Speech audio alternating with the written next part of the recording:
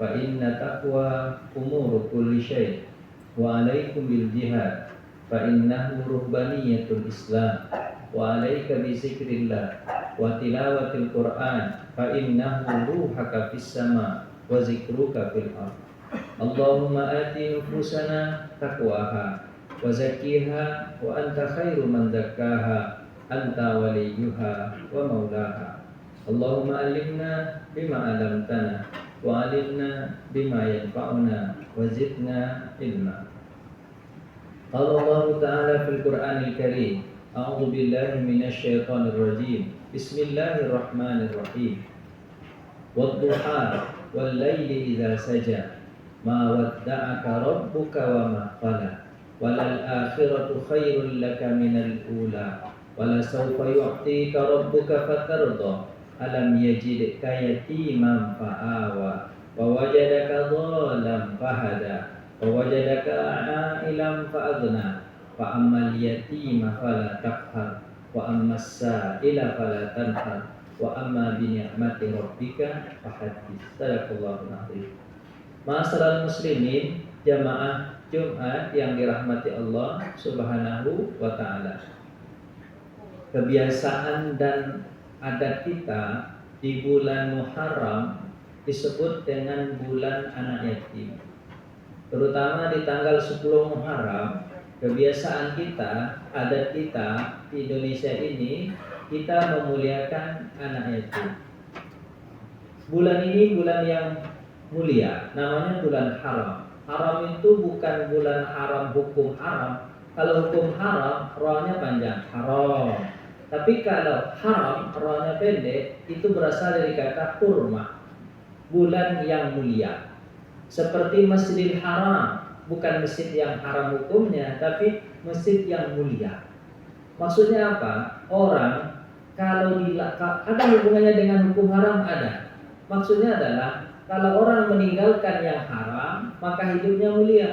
Tapi kalau dia lakukan yang diharamkan, maka hidupnya terhina. Makanya kalau kepengen mulia, jauhilah yang haram. Tapi bulan ini adalah bulan haram, bulan yang mulia. Berturut-turut Allah memberikan kepada kita bulan yang mulia. Bulan 11, 12, dan bulan 1. Bulan 11 Zulqa'dah, bulan 12 Zulhijjah, bulan 1 bulan Muharram. Dan ini adalah tahun baru kita, yaitu bulan Muharram tahun baru Hijriah. Pada tahun baru ini juga adat kebiasaan kita disuruh untuk memuliakan anak yatim. Kenapa? Karena bulan ini bulan mulia dan Nabi kita juga dulu adalah anak yatim. Sebelum Nabi Muhammad dilahirkan, ayahnya Abdullah sudah meninggal dunia. Maka beliau menjadi anak yatim. Kita disuruh untuk memuliakan anak yatim. Hadis Nabi SAW mengatakan, Ana wa kafirul yatim fil jannah akada. Saya dan orang yang memuliakan anak yatim seperti ini di surga. Dia isyaratkan dua jarinya, jari tengah dan jari telunjuk. Artinya apa? Sangat dekat dengan Nabi Muhammad SAW. Banyak hadis-hadis Nabi yang menganjurkan kita untuk memuliakan anak yatim. Kita kadang-kadang mengatakan anak yatim itu nakal ya, anak yatim itu kurang adab ya. Terus kalau dijawab sama anak yatim, bagaimana mungkin kami punya adab? Bagaimana mungkin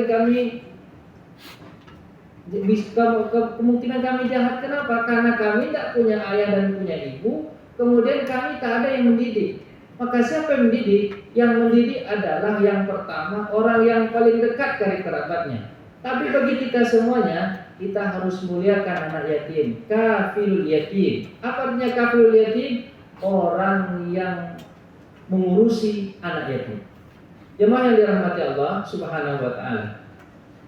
Kalau Nabi mengatakan begini, kata Nabi Muhammad SAW, "Idza talinu qalbaka." Kalau kalian ingin hatimu menjadi lembut, wa tuqdi hajataka, kemudian diberikan segala apa yang kau inginkan. Irhamul yatim, kata Nabi, rahmatilah, sayangilah anak yatim, wamsahu ru'usahum, usaplah kepala mereka. Jadi kalau hati yang kasar, susah sholat, susah mau bayar zakat, kemudian nggak mau puasa, dibaca Quran, membaca Quran juga jarang. Kemudian ketika kita segala macam kasar hati itu, tidak mau taat kepada Allah, maka Nabi memberikan resep bagaimana caranya. Coba lunakkan hatimu. Dengan apa kata Nabi? Irhamu yatiman. Sayangilah anak yatim, wamsahu ru'usahum. Kemudian usap kepala mereka. Usap kepala mereka itu adalah bentuk kasih sayang. Bukan hanya diusap-usap aja, habis itu kita tak memberikan apa yang dia butuhkan. Tidak, kita berikan kebutuhan dia. Kafirul yatim itu apa? Berikan segala kebutuhannya. Apa kebutuhan anak yatim? Kebutuhan anak yatim adalah sandang, pangan, papan. Tapi bukan hanya sekedar itu sebenarnya. Yang lebih-lebih lagi bagi anak yatim yang dibutuhkan adalah kasih sayang. Kasih sayang. Makanya Nabi katakan, pegangi kepala itu artinya bentuk kasih sayang. Bukan hanya pegang kepala, habis itu kita tak menyayangi. Tidak. Dipegangi kepala seperti kita memegang anak kita sendiri. Makanya kata Nabi SAW, khairul buyut fihi yatiman. Sebaik-baik rumah adalah yang punya anak yatim di dalamnya. Wa khairun alaihim. Kemudian baik terhadap anak yatim. Jadi di rumah yang baik, yang berkah itu adalah rumah yang ada anak yatim, kemudian dia baik kepada anak yatim. Wa syarrul buyut, dan seburuk-buruk rumah fihi yatiman. Di dalamnya ada juga anak yatim. Wa syarrun alaihim, tapi jahat kepada anak yatim. Jadi rumah yang buruk bukan rumah yang tak punya anak yatim, rumah yang ada anak yatim juga, tapi dia jahat kepada anak yatim. Tapi rumah yang terbaik, yang berkah, rumah yang mana? Rumah yang ada anak yatim, kemudian dia baik kepada anak yatim itu. Di rumah yang diberkahi. Makanya nanti kata Nabi SAW, kalau ada acara biar dirahmati Allah, maka datangkanlah anak yatim. Di hadis Nabi SAW mengatakan yang lain. Kata Nabi SAW, as-sa'yu 'alal armalah wal masakin kal mujahidin fi sabilillah wa qiyamun nahar wa shaumul wa qiyamul lail wa shaumun nahar wa qiyamul lail. Siapa yang mengusahakan anak yatim, janda, dan orang miskin. Itu kata Nabi. As-sa'i itu sama seperti kita sa'i ketika kita haji umrah, itu kan ada namanya sa'i. Sa'i itu artinya berjalan jauh. Berjalan jauh. Jadi siapa yang mencari-cari anak yatim, mencari janda untuk disantuni, mencari orang miskin untuk diberikan bantuan, as-sa'i, bahasa dia as-sa'i alal yatim wal armara wal masakin. Apa pahalanya? Kal mujahid fisabilillah, seperti orang yang berjuang di jalan Allah. Wa yaqumul lail wa yasumun nahar, seolah-olah dia sholat di malam hari itu, kemudian dia puasa di siang hari. Misalnya Bapak ingin dapat pahala sholat semalam suntuk, dapat pahala puasa setiap hari, dapat pahala seperti orang yang berjuang di jalan Allah. Bapak tanya kepada anak yatim, hai anak yatim, berapa kebutuhanmu sebulan? Kebutuhan saya sebulan Pak 2 juta. Ini 2 juta.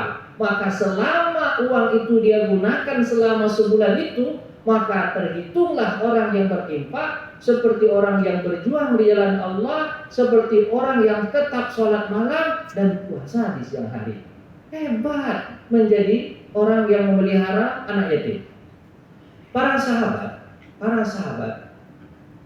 Abdullah bin Umar, apa katanya? Abdullah bin Umar selalu ada, kalau dia makan selalu dia panggil anak yatim. Walaupun di rumahnya nggak ada anak yatim, tapi kalau makan siang dan makan malam dia cari-cari mana anak yatim, dan dia tidak akan makan kalau tidak ada anak yatim. Suatu hari Abdullah bin Umar itu sudah mencari-cari, tapi anak yatim tak ketemu. Mungkin dia pergi ke kemana, tak ketemu. Setelah makan selesai, dia makan aja. Selesai makan jam 2, dia panggil orang lain, tapi tak anak yatim. Dia panggil orang lain, makan bersama. Selesai makan jam 2, kemudian anak yatim baru datang. Abdullah bin Umar, saya belum makan. Kata Abdullah bin Umar, kau terlambat nak. Tapi tenang nak, tunggu sebentar, aku carikan makanan. Dicarikannya oleh Abdullah bin Umar makanan, kemudian diberikan kepada anak yatim. Diberikan anak yatim itu, kemudian dia mengatakan, apakah aku mengecewakanmu nak? Apa katanya? Engkau tidak mengecewakan aku. Banyak sahabat yang memberikan contoh kepada kita bagaimana mereka memuliakan anak yatim. Seperti Imam Al-Mujahid. Tabi'in, setelah sahabat, Imam Mujahid ini dia kepengen pergi haji. Pengen pergi haji pada tahun itu, tapi pas dia dalam perjalanan dia ketemu sama anak yatim. Kemudian anak yatim itu berkata, apa kata anak yatim ini? Saya tak punya makan, tak punya apa-apa. Terus kata Imam Mujahid, kau tak punya apa-apa nak? Tak punya ayah, tak punya ibu? Enggak, saya tak punya apa-apa. Baiklah, seluruh perbekalannya dia kasihkan kepada anak yatim. Kemudian dia balik lagi, tak melaksanakan ibadah haji. Kemudian dia mengatakan apa? Membantu anak yatim lebih mulia daripada aku berangkat untuk menunaikan ibadah haji. Jemaah yang dirahmati Allah, anak yatim itu juga manusia. Jadi kalau dia dibiarkan, maka dia nanti menjadi anak nakal, kemudian kita menjadi susah. Makanya kalau ada anak yatim, mudahkanlah. Nabi SAW sangat menganjurkan kita untuk memuliakan anak yatim. Nabi mengatakan, kata Nabi SAW, man kana lahu yatimani, siapa yang punya 2 anak yatim di rumahnya, lahu sitran minan nar, maka itu akan menghalangi dia dari api neraka. Jemaah yang dirahmati Allah, kalau kita sebutkan semua hadis tentang anak yatim, banyak sekali keutamaan-keutamaannya. Maka yang penting bagi kita adalah kalau di antara kita ada yang memelihara binatang, kucing atau apa saja, itu dapat pahala memelihara binatang. Tapi lebih berpahala kalau kita memelihara anak yatim.